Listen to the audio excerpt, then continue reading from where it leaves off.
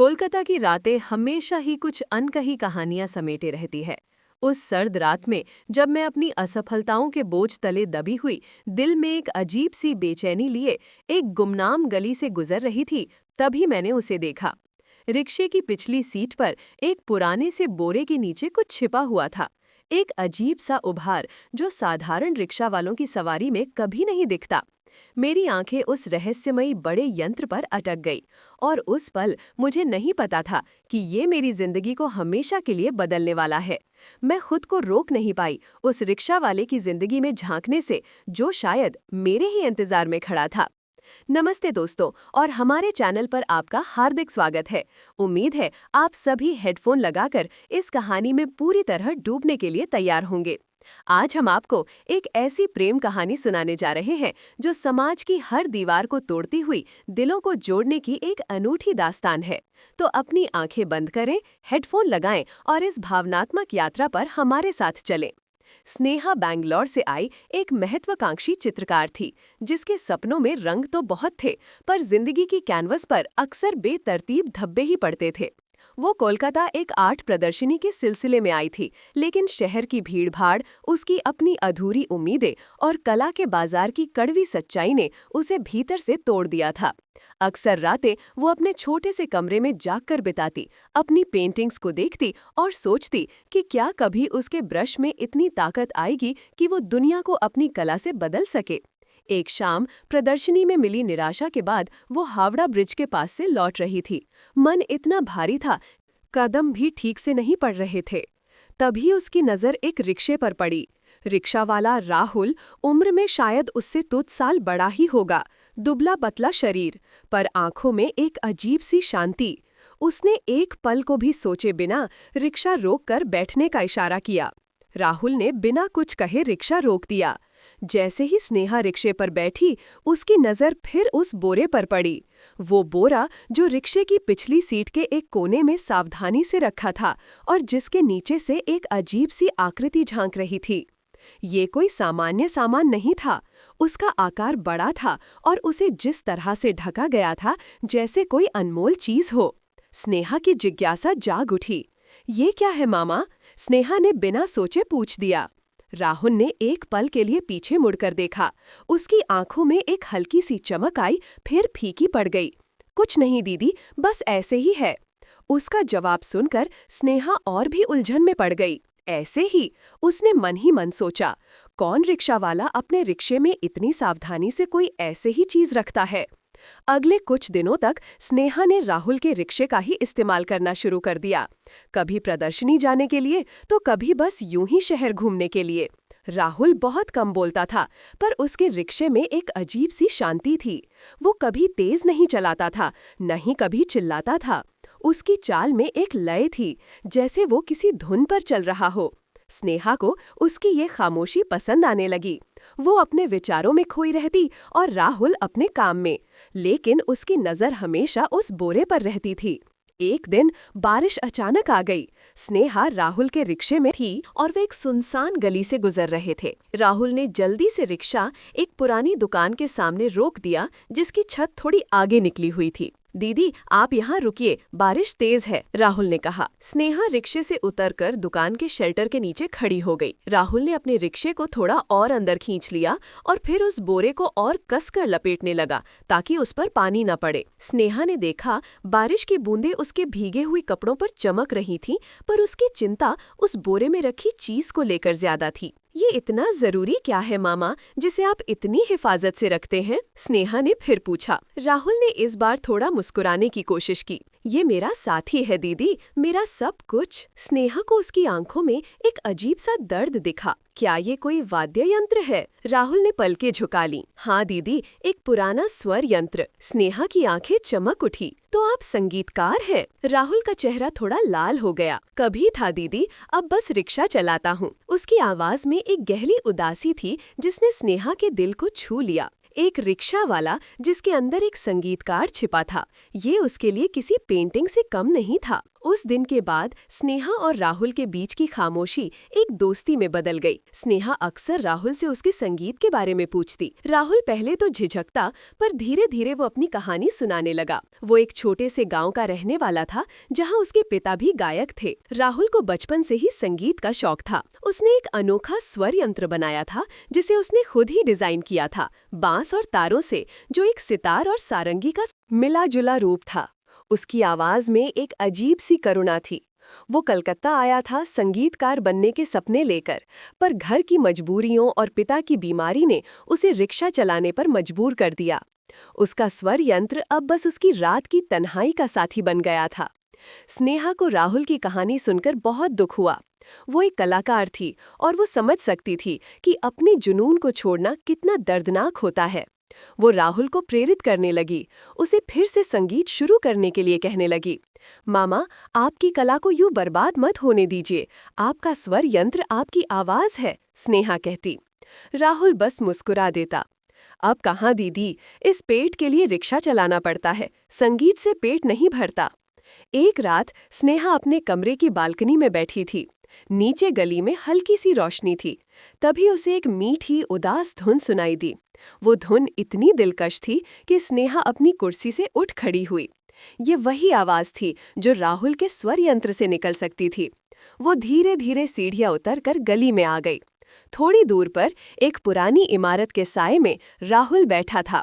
उसके सामने उसका स्वर यंत्र रखा था और वो अपनी उंगलियों से उस पर एक ऐसी धुन छेड़ रहा था जो सीधे आत्मा में उतर रही थी। उसकी आंखें बंद थीं और उसके चेहरे पर एक ऐसी शांति थी जो स्नेहा ने कभी नहीं देखी थी। वो एक अलग ही दुनिया में था। स्नेहा खुद को रोक नहीं पाई। वो धीरे से उसके पास गई और वहीं बैठ गई। राहुल ने जब अपनी आंखें खोलीं तो स्नेहा को देखकर चौंक गया। दीदी, आप यहाँ? आपकी आवाज ने मुझे खींच लिया मामा, स्नेहा ने कहा। उसकी आंखों में आंसू थे। ये इतना खूबसूरत है। ये स्वर्ग से भी ज्यादा सुंदर है। राहुल ने अपना स्वर यंत्र नीचे रखा।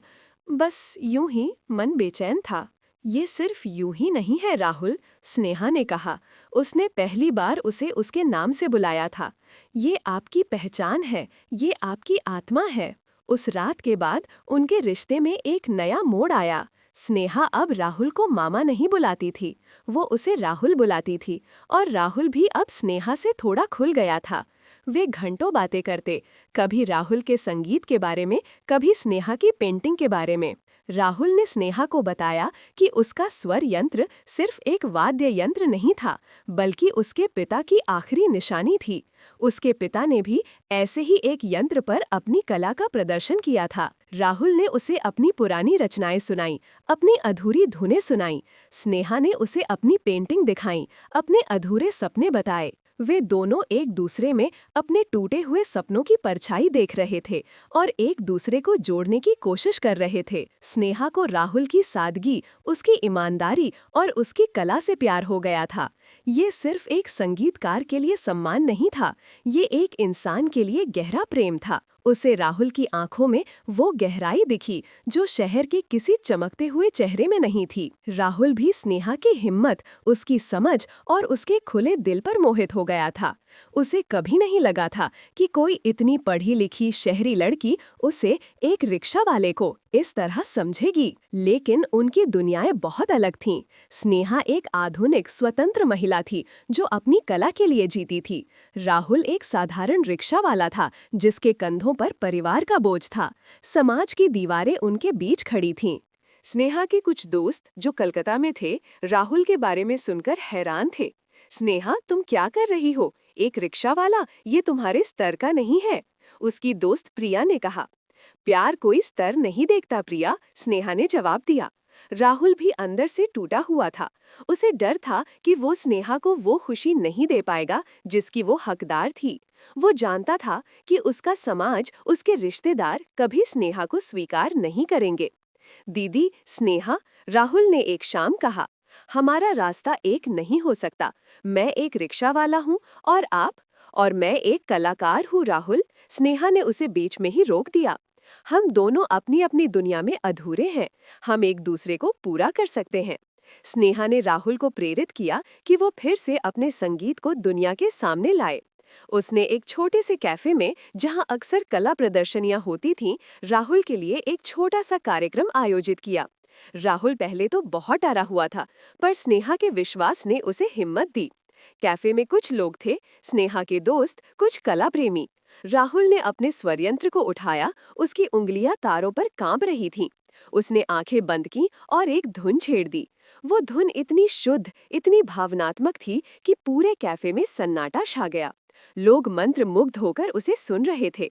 उसकी आवाज में दर्द था, आशा थी, प्रेम था और एक टूटे हुए सपने को फिर से जोड़ने की कोशिश थी। प्रदर्शन सफल रहा। लोगों ने खड़े होकर तालियां बजाईं। स्नेहा की आंखें खुशी से भर आईं।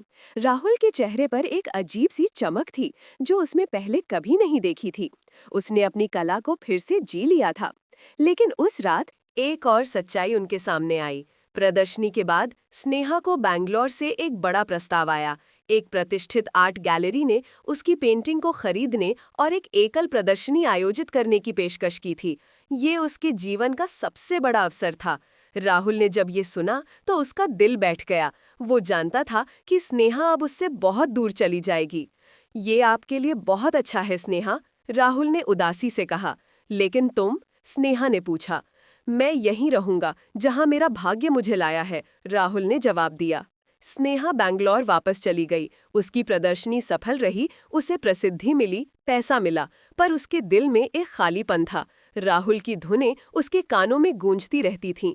वो राहुल को रोज फोन करती, पर उनकी बातें अक्सर अधूरी रह जातीं।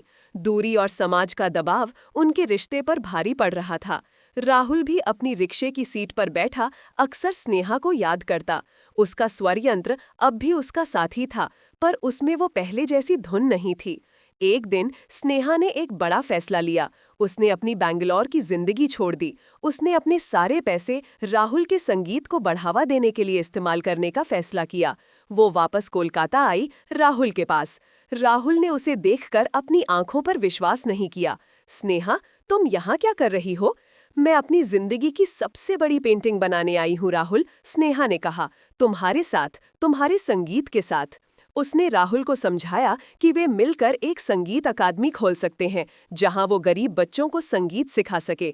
स्नेहा अपनी कला का इस्तेमाल अकादमी के डिजाइन और प्रचार के लिए करेगी। वे एक ऐसा मंच बनाएंगे जहां राहुल जैसे कई छुपे हुए कलाकारों को अपनी कला दिखाने का मौका मिले। राहुल की आंखों में आंसू आ गए। उसे कभी नहीं लगा था कि कोई उसके लिए इतना कुछ करेगा। उसने स्नेहा का हाथ थामा। पर लोग क्या कहेंगे? लोगों का क्या है राहुल, स्नेहा ने मुस्कुराते हुए कहा। लोग तो हमेशा कुछ न कुछ कहेंगे। हमें अपनी जिंदगी जीनी है। उन्होंने मिलकर एक छोटी सी संगीत अकादमी खोली। राहुल ने अपनी रिक्शे की जिंदगी छोड़ दी और पूरी तरह से संगीत को समर्पित हो गया। उसका स्वर यंत्र अब उसकी आत्मा की आवाज बन गया था, जो बच्चों को संगीत की दुनिया में ले जा रहा था। स्नेहा ने अकादमी को एक खूबसूरत रंग दिया, अपनी पेंटिंग से दीवारों को सजाया। उसने राहुल के स्वर यंत्र की एक विशाल पेंटिंग बनाई, जो अकादमी के मुख्य द्वार पर लगी थी। उनकी प्रेम कहानी शहर भर में फैल गई। एक रिक्शा वाला और एक कलाकार, जिन्होंने समाज की हर बाधा को पार कर लिया था। उनका प्रेम सिर्फ एक दूसरे के लिए नहीं था, बल्कि कला और सपनों के लिए भी था। राहुल का बड़ा यंत्र अब सिर्फ उसका व्यक्तिगत साथी नहीं था, बल्कि हजारों सपनों को उड़ान देने वाला एक प्रेरणा स्रोत बन गया था।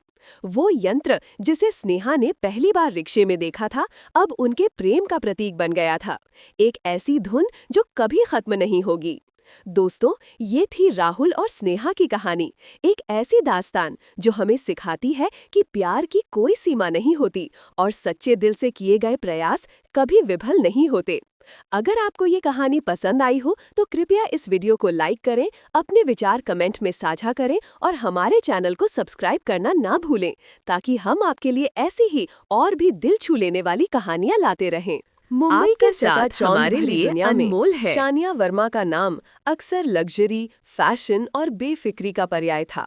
वो एक ऐसे परिवार से ताल्लुक रखती थी जहां दौलत पानी की तरह बहाई जाती थी और अहंकार उनकी पहचान बन चुका था। उसकी आंखों में हमेशा एक ऐसी चमक रहती थी जो दूसरों को छोटा महसूस कराती थी, खासकर उन लोगों को जो उसकी दुनिया से बाहर थे। पर क्या ये चमक हमेशा ऐसी ही रह सकती है? क्या एक ऐसी लड़की जो सिर्फ पैसों और रुतबे की भाषा समझती थी, कभी किसी ऐसे लड़के के लिए अपना दिल दे सकती थी, जिसे उसके परिवार ने हमेशा एक बोझ समझा, एक अजनबी की तरह रखा? क्या ये संभव था कि एक दिन वो उसी अनाड़ी लड़के की रोमांटिक दुल्हन बन जाए और अपने सारे गुरूर को पीछे छोड़ दे? ये कहानी है एक ऐसे बदलाव की, एक ऐसे प्यार की जो समाज की बनाई हर दीवार को तोड़ गया। नमस्ते दोस्तों और श्रोताओं, आपके पसंदीदा कहानी चैनल पर आपका स्वागत है। आज हम आपके लिए लेकर आए हैं एक ऐसी प्रेम कहानी जो आपके दिल को छू जाएगी। हमारी कहानियों का पूरा अनुभव लेने के लिए हेडफोन का इस्तेमाल ज़रूर करें। और हाँ, अगर आपने अभी तक हमारे चैनल को सब्सक्राइब नहीं किया है तो अभी करें और इस परिवार का हिस्सा बनें। शानिया वर्मा मुंबई के सबसे अमीर उद्योगपति श्री वर्मा की इकलौती बेटी थी। उसकी दुनिया डिजाइनर कपड़ों, महंगी कारों और विदेशी छुट्टियों तक सीमित थी। हर सुबह वो अपने आलीशान कमरे से उठती, जहां से अरब सागर का खूबसूरत नज़ारा दिखता था। उसकी जिंदगी में हर चीज परफेक्शन से भरी थी, सिवाय एक चीज के, रोहन। रोहन शानिया का दूर का चचेरा भाई था। उसके माता पिता की एक दुखद दुर्घटना में मौत हो गई थी और तब से वो वर्मा विला में एक अनाथ की तरह रह रहा था। श्री और श्रीमती वर्मा ने उसे अपने घर में जगह तो दी थी, लेकिन हमेशा एक एहसान की तरह। रोहन के लिए वर्मा विला एक सोने का पिंजरा था, जहां उसे हर सुविधा तो मिलती थी, पर प्यार और सम्मान कभी नहीं मिला। वो घर के काम में हाथ बटाता, मम्मी जी श्रीमती वर्मा के छोटे मोटे काम करता और अपनी पढ़ाई भी जारी रखता। वो शांत, मेहनती और बेहद संवेदनशील था। उसकी आंखों में एक ऐसी गहराई थी जो अक्सर उसके आसपास के शोरगुल में दब जाती थी। शानिया को रोहन की मौजूदगी से हमेशा चिढ़ होती थी। वो उसे एक बोझ मानती थी, एक ऐसा व्यक्ति जो उसके परिवार की प्रतिष्ठा पर एक धब्बा था। मम्मी, ये रोहन हमेशा यहाँ क्या करता रहता है? शानिया अक्सर अपनी माँ से शिकायत करती। उसे कोई और काम क्यों नहीं मिल जाता? मेरे दोस्त जब आते हैं तो मुझे अजीब लगता है। श्रीमती वर्मा भी रोहन को ज्यादा पसंद नहीं करती थी, लेकिन सामाजिक दबाव के कारण उसे घर से निकाल भी नहीं सकती थी। जाने दे बेटी, बेचारा कहाँ जाएगा?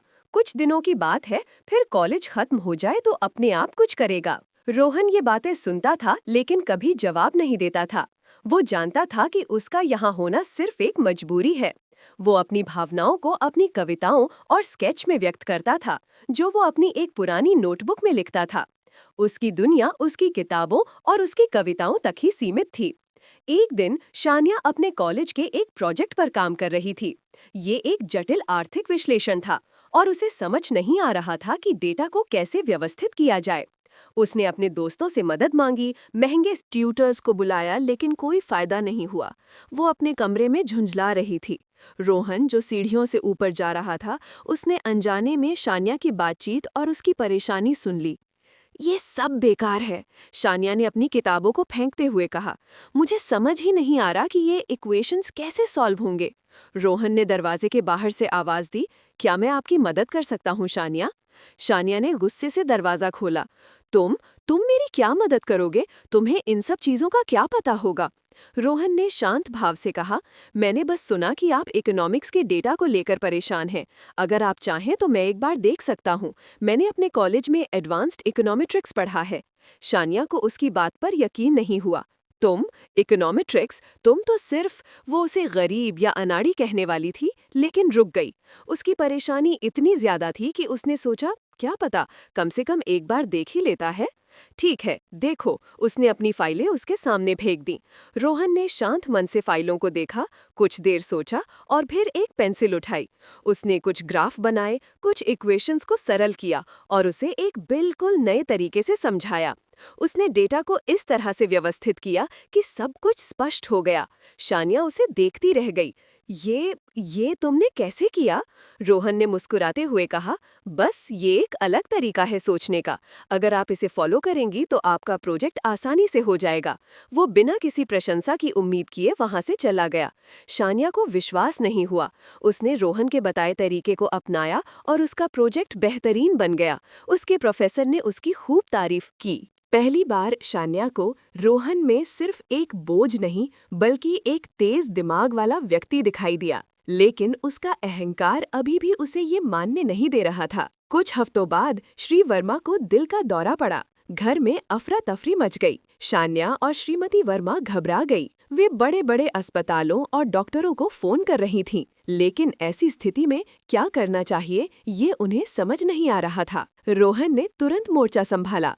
उसने शांत दिमाग से एम्बुलेंस को बुलाया, डॉक्टरों से बात की, अस्पताल में कागजात तैयार करवाए और सारी व्यवस्थाएं संभाली। वो रात भर अस्पताल में रुका, श्री वर्मा के पास बैठा रहा, जबकि शान्या और श्रीमती वर्मा घबराई हुई हालत में घर लौट आई थीं। अगले कुछ दिनों तक रोहन ने पूरे घर को संभाला। वो दवाइयों का ध्यान रखता, डॉक्टरों से जानकारी लेता और घर के खाने पीने का भी ख्याल रखता। शान्या ने दूर से ही सब देखा। उसने देखा कि कैसे रोहन बिना किसी शिकायत के हर काम को इतनी कुशलता से कर रहा था। उसके चेहरे पर ना तो थकान थी और न ही कोई उम्मीद। वो सिर्फ अपना कर्तव्य निभा रहा था। शान्या को याद आया कि उसके पिता ने एक बार कहा था, अगर तुम किसी व्यक्ति का असली चरित्र देखना चाहते हो तो उसे मुश्किल वक्त में देखो। रोहन ने इस परीक्षा में खुद को साबित कर दिया था। उसके अंदर एक ऐसी शक्ति थी जो शान्या ने कभी नहीं देखी थी। उसका दिल, जो हमेशा सिर्फ अपने बारे में सोचता था,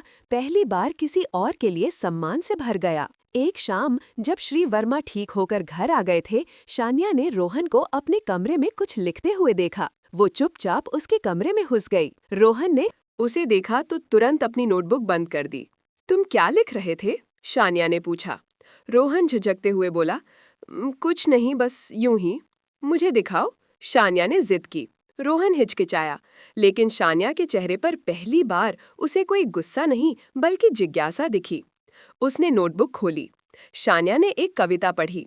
ये वर्मा विला और उसके निवासियों पर थी, लेकिन इतने गहरे और सुंदर शब्दों में लिखी गई थी कि शान्या हैरान रह गई।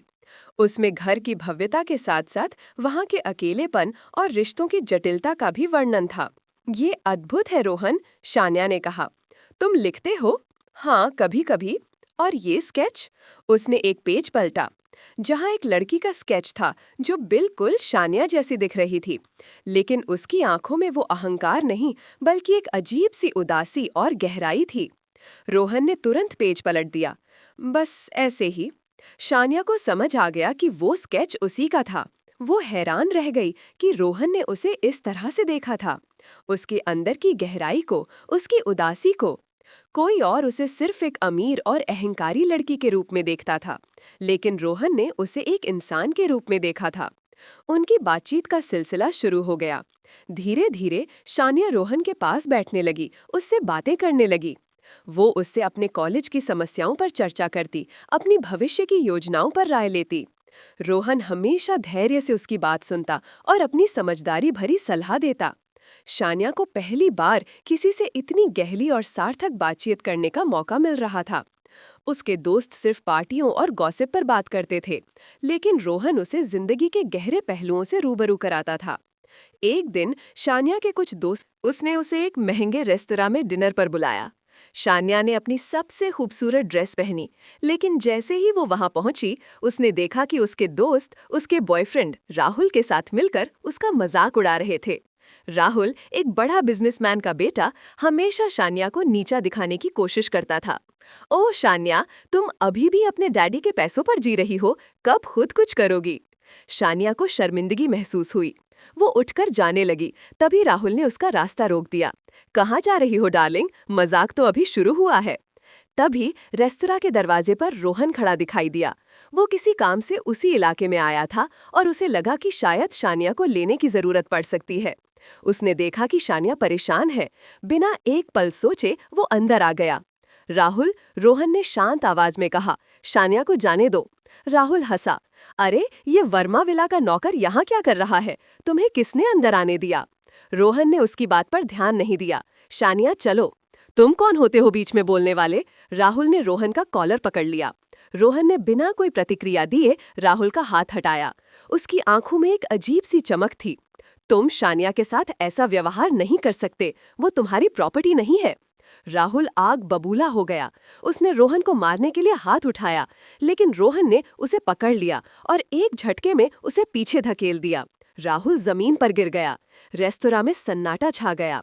चलो शानिया, रोहन ने शानिया की तरफ हाथ बढ़ाया। शानिया ने बिना कुछ सोचे उसका हाथ पकड़ लिया और वे दोनों रेस्तोरां से बाहर निकल गए। गाड़ी में शानिया चुप थी, उसकी आंखों में आंसू थे। उसने कभी नहीं सोचा था कि रोहन उसके लिए इस तरह से खड़ा होगा। तुमने ऐसा क्यों किया रोहन? क्योंकि कोई भी तुम्हारा अपमान नहीं कर सकता, रोहन ने कहा। तुम इससे कहीं बेहतर हो। उस रात शानिया ने अपने अहंकार की आखिरी दीवार को टूटते हुए महसूस किया। उसे एहसास हुआ कि सच्चा सम्मान और प्यार क्या होता है। उसे एहसास हुआ कि रोहन के पास वो सब कुछ था जो राहुल के पास कभी नहीं हो सकता था। ईमानदारी, साहस और एक सच्चा दिल। उनके रिश्ते में एक नया मोड़ आ गया। शानिया अब रोहन को बोझ नहीं कहती थी, बल्कि उससे हर बात शेयर करती थी। वो उसके साथ अपनी शामें बिताती, उसकी कविताएं सुनती और उसके स्केच देखती। रोहन भी शानिया के बदलते व्यवहार से खुश था। उसे लगा कि शानिया के अंदर एक मासूम लड़की छिपी थी, जिसे सिर्फ प्यार और समझ की जरूरत थी। एक दिन श्री और श्रीमती वर्मा ने शानिया के लिए एक शादी का प्रस्ताव रखा। ये राहुल का परिवार था, जो अपनी बेटी को एक बार फिर से राहुल के साथ जोड़ने की कोशिश कर रहे थे। श्री वर्मा को लगा कि ये शानिया के लिए सबसे अच्छा मैच है। शानिया, राहुल का परिवार हमारे बराबर का है। ये शादी तुम्हारे लिए बहुत अच्छी रहेगी, श्री वर्मा ने कहा। शानिया ने उनके चेहरे पर देखा। मैं राहुल से शादी नहीं कर सकती डैडी। श्रीमती वर्मा हैरान रह गईं। क्या? क्यों नहीं? वो अमीर है, पढ़ा लिखा है और तुम दोनों एक दूसरे को जानते हो। मैं उससे प्यार नहीं करती मम्मी, शानिया ने कहा। प्यार? प्यार क्या होता है? ये सब फालतू बातें हैं। शादी सिर्फ दो परिवारों को जोड़ती है, श्री वर्मा ने नाराजगी से कहा।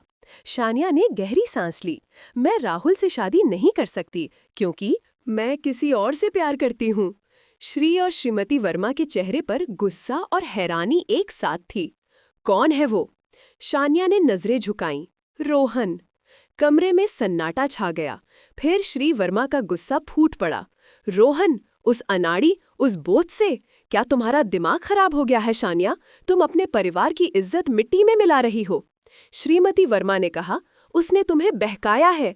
वो सिर्फ हमारे पैसों के पीछे है। उसे तुरंत इस घर से निकाल दो। रोहन, जो पास से गुजर रहा था, उसने ये सब सुन लिया। वो अंदर आया। उसका चेहरा शांत था, लेकिन उसकी आंखों में दर्द और गुस्सा साफ झलक रहा था। मैं पैसों के पीछे नहीं हूं अंकल, रोहन ने कहा। मैं शानिया से प्यार करता हूं और वो मुझसे। तुम्हारी हिम्मत कैसे हुई उस पराई औरत से प्यार करने की? श्री वर्मा ने चिल्लाया। तुमने हमारे घर में पनाह ली और अब हमारी बेटी को बहका रहे हो। मैंने कभी किसी को बहकाया नहीं, रोहन ने कहा। शानिया ने मुझे खुद चुना है और प्यार कोई चीज नहीं है जिसे खरीदा या बेचा जा सकता है। ये सिर्फ एहसास है। बाहर निकलो मेरे घर से, श्री वर्मा ने गुस्से से कहा। अभी के अभी, और मेरी बेटी से दूर रहो। शानिया रोहन के पास खड़ी हो गई। अगर रोहन इस घर से जाएगा तो मैं भी उसके साथ जाऊंगी डैडी। श्री और श्रीमती वर्मा स्तब्ध रह गए। उन्होंने कभी नहीं सोचा था कि उनकी बेटी उनके खिलाफ जाएगी। तुम्हें क्या लगता है शानिया? श्री वर्मा ने कहा। तुम उसके साथ कहाँ रहोगी? तुम्हारे पास कुछ नहीं है, तुम जिंदगी कैसे बिताओगी? मुझे उसकी दौलत नहीं, उसका साथ चाहिए, शानिया ने कहा। उसकी आंखों में आंसू थे, लेकिन आवाज में दृढ़ता थी। मुझे रोहन चाहिए। रोहन ने शानिया की तरफ देखा। उसकी आंखों में प्यार और गर्व था। उसने शानिया का हाथ थामा। मुझे माफ करना अंकल आंटी, मुझे पता है कि आप मेरे बारे में क्या सोचते हैं, लेकिन शानिया मुझसे प्यार करती है और मैं उसे कभी धोखा नहीं दूंगा। तभी श्रीमती वर्मा ने एक अखबार का टुकड़ा रोहन के सामने फेंक दिया। और ये क्या है? अज्ञात लेखक आर की नई किताब ने मचाया धमाल। मुंबई साहित्य जगत में नया सितारा। ये तुम ही हो ना रोहन? रोहन हैरान रह गया। उसने कभी किसी को नहीं बताया था कि वो आर के नाम से कविताएं और कहानियां लिखता है और उसकी पहली किताब इतनी सफल हो गई थी। हाँ, ये मैं ही हूँ, रोहन ने कहा, लेकिन इसका मेरे और शानिया के रिश्ते से कोई लेना देना नहीं है। श्री वर्मा ने अखबार उठाया। क्या तुम एक लेखक हो और तुमने हमें कभी बताया नहीं? मुझे किसी को कुछ साबित नहीं करना था, रोहन ने कहा। मैं बस अपनी दुनिया में खुश था और मेरे लिए मेरा काम मेरी पहचान है, ना कि मेरा बैंक बैलेंस। शानिया को भी ये बात नहीं पता थी। वो और भी ज्यादा गर्व महसूस करने लगी। श्री वर्मा ने गहरी सांस ली। उनकी बेटी, जिसने कभी पैसे के अलावा कुछ नहीं देखा था, आज एक ऐसे लड़के के लिए सब कुछ छोड़ने को तैयार थी जिसके पास सिर्फ अपना हुनर और एक सच्चा दिल था। और वो लड़का, जिसे उन्होंने हमेशा एक बोझ समझा था, आज एक सफल लेखक बन चुका था। उन्हें अपनी गलती का एहसास हुआ। शानिया, श्री वर्मा ने धीमी आवाज में कहा, क्या तुम वाकई में रोहन के साथ खुश रहोगी? हाँ डैडी, शानिया ने मुस्कुराते हुए कहा। उसके साथ मुझे वो खुशी मिलेगी जो मुझे कभी किसी और के साथ नहीं मिल सकती। श्रीमती वर्मा भी अपनी बेटी के बदलते रूप को देखकर हैरान थीं। उनकी अहंकारी बेटी अब एक समझदार और प्यार करने वाली महिला बन गई थी। कुछ हफ्तों बाद वर्मा विला में एक छोटे से समारोह में शान्या और रोहन की शादी हुई। ये कोई भव्य शादी नहीं थी, लेकिन प्यार और खुशी से भरी थी। शान्या ने अपने सबसे महंगे कपड़े नहीं पहने थे, बल्कि एक साधारण खूबसूरत साड़ी पहनी थी। उसकी आंखों में अब अहंकार की चमक नहीं, बल्कि प्यार और संतुष्टि की गहराई थी। वो बड़लोक मामार अहंकारी में अब अनाड़ी चेले रोमांटिक बहू बन चुकी थी। उसने अपनी जिंदगी के सबसे बड़े सच को समझा था कि सच्चा प्यार दौलत या रुतबे का मोहताज नहीं होता। रोहन ने अपनी कविताओं में शानिया के लिए एक नई कविता लिखी थी, जिसमें उसने उसके बदलते रूप और उनके अटूट प्रेम का वर्णन किया था। शानिया और रोहन ने एक साथ एक नई जिंदगी शुरू की। रोहन की किताबें सफल होती गईं और शानिया ने उसे हर कदम पर सपोर्ट किया। उसने अपनी पुरानी दुनिया छोड़ दी थी और उसे कोई अफसोस नहीं था। वो अब एक ऐसी महिला थी जो अपने पति के साथ हर पल को संजोती थी, हर छोटे सुख में खुशी ढूंढती थी। उनके माता पिता ने भी धीरे धीरे रोहन को अपना लिया। उन्होंने देखा कि शानिया कितनी खुश थी, कितनी बदली हुई थी। उन्हें अपनी बेटी के लिए गर्व महसूस हुआ, जिसने अपने प्यार के लिए सब कुछ दांव पर लगा दिया था। शानिया ने कभी नहीं सोचा था कि एक दिन वो उस लड़की की हो जाएगी जिसे उसने हमेशा नफरत की नजरों से देखा था। लेकिन प्यार ने उसे बदल दिया था। उसने उसे सिखाया था कि जिंदगी का असली सुख दौलत में नहीं, बल्कि सच्चे रिश्तों और प्यार में होता है। और वो, जो कभी सिर्फ एक अहंकारी लड़की थी, अब रोहन की सबसे रोमांटिक और प्यारी पत्नी बन चुकी थी। तो दोस्तों, ये थी शानिया और रोहन की कहानी। प्यार की एक ऐसी गाथा जो ये सिखाती है कि सच्चा प्यार हर दीवार को तोड़ सकता है और सबसे अहंकारी दिलों को भी पिघला सकता है। अगर आपको ये कहानी पसंद आई हो तो इसे लाइक करें, कमेंट में अपने विचार जरूर बताएं और हमारे चैनल को सब्सक्राइब करना न भूलें, ताकि हम आपके लिए ऐसी ही और दिल छू लेने वाली कहानियां लाते रहें। हम जल्द ही मिलेंगे एक नई कहानी के साथ। तब तक के लिए अपना और अपनों का ख्याल रखें। धन्यवाद।